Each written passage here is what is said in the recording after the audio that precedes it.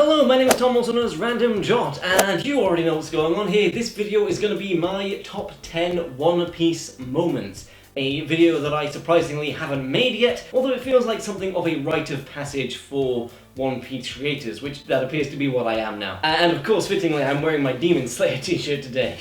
This video will contain spoilers up to the Wano arc, so do bear that in mind if you're not caught up there yet. Some of these won't be surprises, but it's going to be a bit of a mix of like big, like wow moments, big spectacle moments, and the real hard-hitting emotional moments. If you've seen some of my other videos, you'll know that I am a sucker for all those emotional moments. I'm a glutton for punishment. Punishment is the wedding cake, and I am Big Mum. But alright, let's kick off with number 10.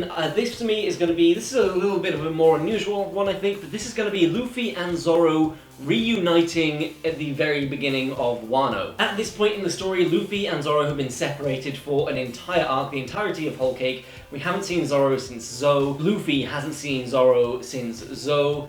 And just this moment where the two of them are running around causing chaos when they're both meant to be like keeping a low profile for the plan against Kaido, and they're both just true to form causing havoc in their own special ways, and they bump into each other in the desert, and Luffy spots from like a fair distance, hang on a minute, I know that green hair anywhere, and Zoro conversely is like, hey, I know that red coat and that hat anywhere. The smile on Zoro's face, I don't think I've ever seen this man smile as much as he smiles in this moment. It is just such a beautiful, wholesome friendship. It reminds us how close the bond between these two is. Obviously, Luffy is super close with everyone on the crew. He loves everyone on the crew, I'd say equally, but also Zoro was his first ever crewmate who was with him from the very beginning. There is something very special about the bond between those two, and so seeing them reunite here after so long apart, it warms the heart to see. Every time I see this, a grin on my face as big as the one on Zoro's. Number 9 now, we are still in Wano for this one, a little bit later on in the Wano arc, however. This is from episode 1000 of the anime, and it is the moment where all 10 Straw Hats assemble on Onigashima. This moment is, the chills just thinking about it. Not just because I'm drinking ice water because it's a very hot day. Especially now that the crew is at 10 members, it's so rare that we actually see them all in the same place in the same arc. Like even like Whole Cake and Dressrosa, the crew was split in two. So this is a real like convergence of the crew at full strength. And Jinbei's here, and they all get their own little special spotlight. Oh, it's so good. It sort of like builds on the moment in Thriller Bark where all of the crew come together to take down Oars. It's that but dialed up to 11. It's incredible. That shot of them just all standing there. Oh, the aura. The aura, man. Going back now, and it will be no surprise at all if you are a return viewer what arc this next moment is from. I am putting Soga King shoot down that flag here at number 8. This entire sequence with the standoff at Enies lobby is spectacular, but there are a few standout moments in amongst the overall spectacularness of it, and this is definitely one of them. Luffy, upon hearing Spandam yap on about how the entire world is Robin's enemy and blah blah blah blah blah blah blah blah blah, Luffy just coldly going, oh, I understand who Robin's enemy is. Soga King, shoot down that flag. And Usopp, without hesitation, is just like, on it. Just gotta love how, like, in sync these two are. Even though Luffy at this moment has no idea that that is Usopp standing next to him, which is even funnier. Luffy is trusting, like, something as important as this to someone to who him right now is a borderline complete stranger. And then Usopp, of course, gets to flex his sniping skills, his new weapon, the Kabuto, and just, everyone's reactions to them shooting down the flag. All the Straw Hats cold as anything, like, they are locked in, they are on a mission to get their friend back, whatever it costs, even if they declare the entire world their enemy to do so. I need to stop talking about this because if I keep talking about this, then I'm just gonna basically do my Water 7 video essay all over again. And also just the sheer look of like, what on Spandam's face. Just seeing, every time I see Spandam get like knocked down, that is poetry to me. And now back to Wano, we're ping-ponging around here across the arcs. Now I actually went back and forth for I wanted to do a Gear Awakening as part of the top 10. All the Gear Awakenings are really cool, but I think there's the two that really stood out to me are Gear 4th and obviously Gear 5th. Gear 5th is the one I am picking. The Gear 5th Awakening at the end of the raid on Onigashima. Luffy awakening his Devil Fruit, achieving his full potential, becoming the embodiment of Nika the Sun God, becoming Joy Boy, getting to do everything that he can think of. It is such a great moment, and the build up to it has been so phenomenal, and the payoff, chef's kiss. Do want to give an honorary mention to the Gear 4th reveal though, because that happening at a TBC is just so like perfect. In addition, I knew going into the series that Gear 5th was a thing. Like, around the time I started getting into One Piece was around the time that was revealed in the manga, so it was kind of hard to avoid that. So I knew that gears were a thing, right? And then in in Enies lobby, Luffy reveals both Gear 2nd and Gear 3rd, so I was like, oh whoa, he's like charging through these. I thought Gear 3rd would be a little later on, and then from there it is ages until we get any other like gear situation, because I knew what Gear 5th was, so Gear 4th had the most mystery around it. Gear 4th, I had no idea what it was going to be or when it was going to be, so that was definitely a very special moment. I really loved the reveal of Bound Man in the fight against Doflamingo. It felt like so satisfying, it felt called for, it came at just the right moment. However, Gear 5th just takes the cake. No, not the wedding cake. Get out of here, Big Mom. Seeing Luffy at his most free is just infectiously joyful. The soundtrack, especially in the anime, goes so hard on that. That's got to be the one that makes the top 10 list. I hadn't realized when I was constructing this list how much of it was just Wano and Water 7, but I suppose that there you go. We are gonna get some different arcs in a little bit, just stay with me. But you know, I would be absolutely remiss if I did not include the Going Merry funeral scene. There are so many like pivotal moments in One Piece where you reach a new layer of being a One Piece fan, and this unequivocally is one of them. When you realize that you are so emotionally attached to a wooden vehicle designed for moving place to place, and you are crying tears over a fictional pirate ship to which you have begun to be attached as much as you're attached to any of the actual human characters who are aboard. It's like really losing a member of the crew, a member of the family, a member of the Nakama, as they would say. It is devastating. We've gotten all of the big hype moments out of the way on the list, and now it's time for the real stuff. It's time for the emotionally devastating stuff. And it of course led to the Thousand Sunny being our new, also much loved Straw Hat ship. But the Merry, of course, always held such a special place and carried the Straw Hats so far beyond her limits. That's one of the scenes. That's one of the scenes in One Piece where you're like, okay, I'm in for the long haul. I think there's a few scenes that have that kind of effect on people, but I think this is absolutely one of the main ones, so that's gotta be on the top 10. And as if that one was not devastated enough, the next one that I have here on my list is Brook's final performance. By which I mean the final performance of Brook and the Rumbar Pirates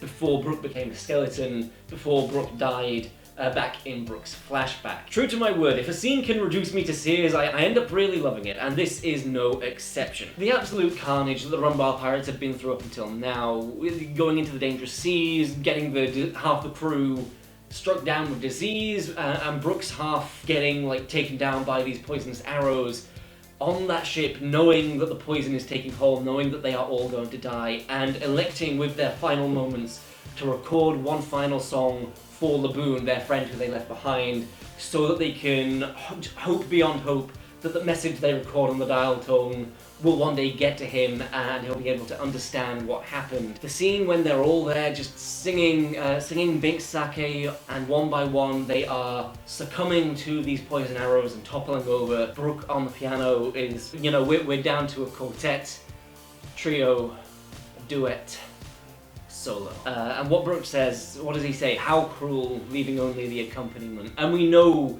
especially with the extra context of Brook's backstory, how cruel indeed it is, because not only is he the last, does he have to like watch all of his crewmates die, but of course when his revived fruit kicks into gear and he comes back to life and is stuck in the Florian Triangle, wandering the decks of the Rumbar ship amongst the corpses of his fallen friends, unable to leave the Florian Triangle the 50 years of isolation, we just know how cruel the whole situation is. Contrasted with the end of Thriller Barb, The Banquet, where he's playing the song again, you know, in that time it was a song of sorrow, in this time it is a song of joy. And then just his declaration as he's playing at The Banquet now, just, I'm so happy that I'm alive. Oh, it is such a poignant scene. Every time I watch it, it gets me. It gets me, man. Scenes that make me cry, I just love them. But not so devastating now. This is a teen that made me cry tears of joy. Or it didn't make me cry tears of joy, but it made me cheer, perhaps the most that I have ever cheered at anything in a fictional piece of media. This cannot be a surprise inclusion for the top 10 list. I would be beyond shocked if this is not on like everyone's top 10 list somewhere. And this is the moment in Sabaody Archipelago where Luffy punches Charlos. The most satisfying punch in anime history. Nay, the most satisfying punch in media history. I'll say it. Oda wastes no time making us hate the Celestial Dragons beyond hate. They are despicable, despisable. And Charlos especially is just the worst of the bunch. Even among the Celestial Dragons, I think Charlos is a real special case of dickhead. From the moment they arrive on Sabaody and Hachan is like, look, there's this class of world nobles who come visit here, whatever happens, whatever they do, you've got to promise me you're not going to start a fight with them. I know you're nature, Luffy, I know you want to start a fight, but you have to promise me that you're not going to. And Luffy says, okay, I promise. From the moment they have that conversation, I'm like, okay, so Luffy is absolutely going to deck one of these bastards. And the build-up to it is so, like, the chills, the tension, the music in the anime. The anime does this so well. I just love the sheer anger on Luffy's face. There are moments in that Luffy is a very, like, silly, goofy guy for a lot of the show. The moments that Luffy gets serious are always, like, chill-inducing. And this is the most chill-inducing of the lot. The fact that he's so angry, he doesn't even use his powers in this moment. He just walks right up to Charlos, doesn't say a word, and just punches him so hard that the color leaves in the anime. He punches him back to the manga, that's how hard he punches him. I could watch that just on a loop, over and over and over again. That is so goddamn satisfying. Number 3 now I was saying a moment ago, there's a few, like, pivotal scenes where you get, like, extra deep as into the iceberg as a fan of One Piece, and I think these next 3, my top 3, are all also part of that. And this one is quite possibly the first of the lot. This is Help Me Luffy. A moment in Arlong Park where it really becomes clear that One Piece sets itself apart from other shows. As much as there is cool fighting and battling and powers, emotion is the driving focus here. Nami is trying so hard to bear her burdens on her own, to get Luffy to, like, leave and let her handle the situation, and Luffy doesn't even know the full extent of the situation. All Luffy knows is his friend is in distress, and he needs to take down whoever is causing it. And the moment that Nami finally relents and asks Luffy for help, and Luffy simply, wordlessly, puts the straw hat on her head. And Nami flashes back to Orange Town, and she remembers Luffy getting so defensive about the hat when Buggy, like, strikes it and slashes it, and Luffy says, "That hat is my treasure." And, you know, him putting the hat on Nami symbolizes, you are my treasure, you are one of my crew, you are my friend, and we are going to go and take down Arlong because Arlong made you cry, and we are not gonna let that stand for anything. And of course we get the whole Arlong walk after that as well, which is also just so hype. But the real, like, moment, the real individual moment is Nami breaking down and actually asking for help, which is such a huge, like, milestone for her. In a situation like hers where you feel so trapped, you feel like you can't rely on anyone because so often in your life you've been entrapped, you've been let down, even with her deal with Arlong being, like, tricky with his wordplay and, like, not letting Nami go, even though she amassed the gold needed to buy back her village. Seeing her finally feel comfortable enough around Luffy to let down those walls and to ask for help, it is so touching. It is one of the moments that makes One Piece what it is. I, of course, saw this in the live action first, and It hit super hard there. I think they did that scene really well. And I watched it again in the anime when I started watching, and it hit just as hard there too.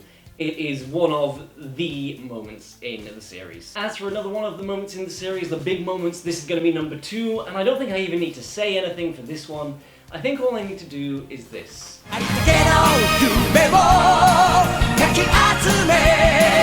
Does that even show up? I drew a whole ass X on my hand. The Alabasta salute, saying goodbye to Vivi, in that moment where Vivi is yelling out to them, look, I'm gonna stay and look after the kingdom needs me here as their princess, but if we meet again one day, will you call me your friend? And Luffy of course wants to yell out, yeah, of course I'll call you my friend, you are my friend. When Luffy makes a friend, he makes a friend. But then the Marines turn up and they're like, we can't communicate with Vivi, otherwise we'll implicate her in our situation, and then the Marines will go after her. Coming up with the solution that they can just wordlessly show the X on their arm, the symbol that they made earlier as that symbol of friendship, all of them just holding that up, be it so that they can be like, even though we can't yell out loud to you, even though we want to, we still are able to declare our undying friendship to you in this moment. It is a beautiful end of the Alabasta saga. Vivi and the Straw Hats saying goodbye in that bittersweet way as the Straw Hats move on to their next adventure and Vivi stays to look after Alabasta. So yeah, saying goodbye at Alabasta with this old move,